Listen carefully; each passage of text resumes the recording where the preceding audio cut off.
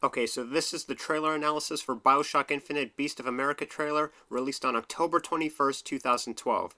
It's a short trailer, but one that's very telling, revealing details we didn't know from previous demos and trailers released for Bioshock Infinite. Now, the trailer is about a minute long, and this one comes fast and furious, so I'll do my best to point out as many important details as I can within a short amount of time. Now, if you haven't seen the trailer yet in its entirety, then I suggest you click the annotation below, and it'll take you straight to the trailer itself.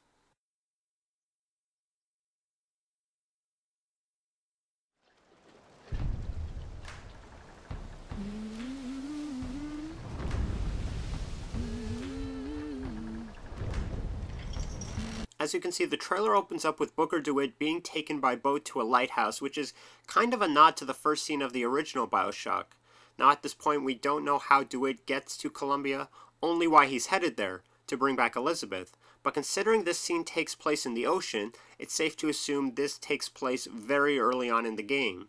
And if this is indeed the launching point for Booker, it's actually ironic because the first Bioshock allegedly started in a plane that crashed in the ocean, and it's the lighthouse that led the main character to Rapture, while Bioshock Infinite starts out on a boat, with the lighthouse acting as the launch point to the floating city of Columbia. Bring us the girl and wipe away the debt. That was the deal. So in the only voiceover of the trailer, we get Booker DeWitt stating, "Bring us the girl and wipe out the debt. That was the deal." So it's obvious that Booker is in some kind of debt, enough that he's willing to risk his life to save Elizabeth. But the chest in his possession is actually more telling than the actual words.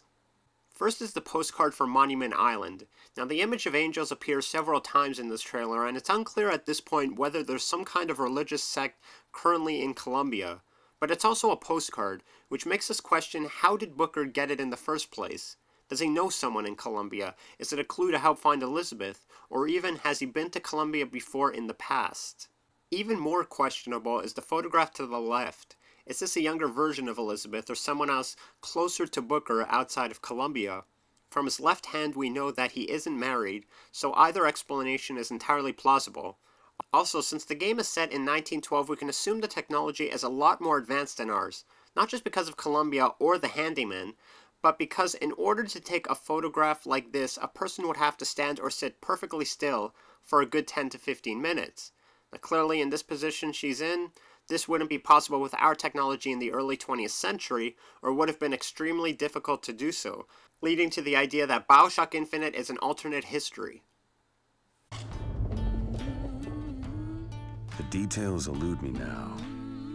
So this next shot shows off the location of Battleship Bay, which I'm really hoping is a level within the game. The setting is very reminiscent of the Jersey Shore or Atlantic City at the turn of the 20th century. And while it's clear there is sound, the shot is too narrow to see whether or not there's an actual body of water nearby.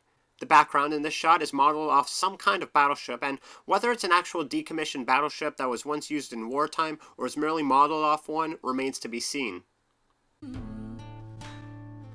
In this shot, we get brief glimpses of two locations in Columbia, the Hotel Soldiers Field and the aerodrome. And for those that don't know, an aerodrome is any location from which aircraft flight operations take place. Now, prior to the shot of Battleship Bay, we also got a shot of Monument Island, but even more telling is that Columbia is clearly set up as a tourist destination of sorts, with the constant images of beaches, hotels, and airports. Now, at this point, it's all very idyllic. People are happy, and there's really no sense of war or chaos of any kind, leading us to believe that Booker enters Columbia before the tipping point between the founders of Columbia and the Vox Populi. But the details wouldn't change a goddamn thing. Now, this shot of the handyman shows them as some kind of miracle cure for mortality, but also as some kind of abnormality, as it's presented to us as a circus sideshow. Live forever with Bettermans, Autobodies, the handyman, a modern miracle. If we gather anything from this shot, it's that the handyman are easily spooked, since as soon as the camera in the foreground goes off, he immediately flinches. Now, this pic leads me to believe there's some kind of religious sect on Columbia, and they're tied to all of the angel iconography in the city. Because they are dressed in white, this signifies purity, cleanliness, and chastity, but without any more information, it's really anybody's guess other than they may be associated with the siren enemies from the previous developer video. The big selling point of these enemy types is they can raise the dead with their shrieking voice.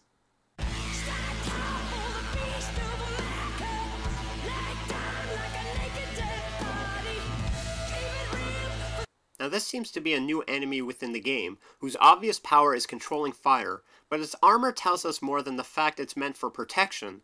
The image of fire, the old-time welder's mask, and the body armor itself implies this individual was part of the working class of the Vox Populi, since many machines back then were still fueled by coal.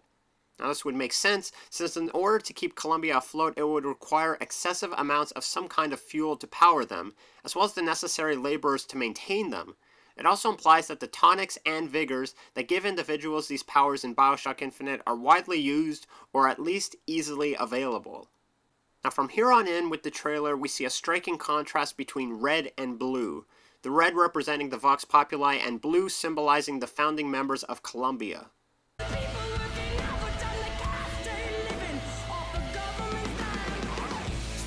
Now as gruesome as the scene plays out, it shows us two very important things.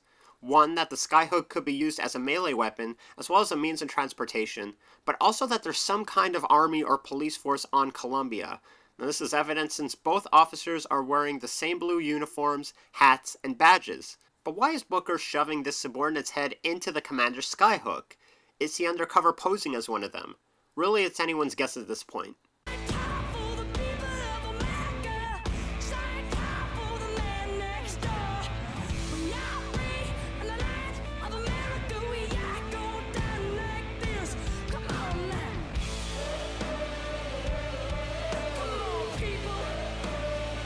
One thing to note in this shot is that after the handyman in this scene leaps forward, we see in the background a sign for Finkton Wharf Shipping Docks, another possible level in the game with a billboard in the background that states, "Eyes forward, a good worker always has his eyes on the task at hand."